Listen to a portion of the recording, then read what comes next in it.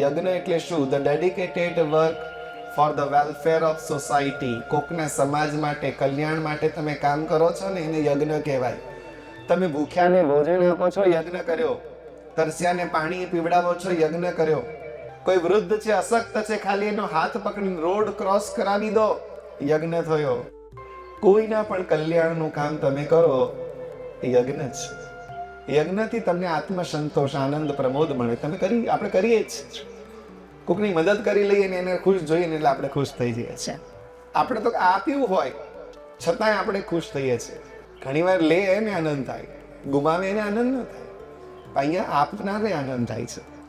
તમે કોઈ ભૂખ્યા છોકરાને બિસ્કિટ આપી દો અને લઈને આમ હસીને તમારી સામે જુએ, તમને એમ થાય કે વાહ. જે આત્મસંતોષ એ યજ્ઞથી મળે છે. એટલે નાની નાની બાબતમાં તમે યજ્ઞ કરી શકો છો. યજ્ઞ માટે કઈ મોટા આયોજનોની જરૂર નથી.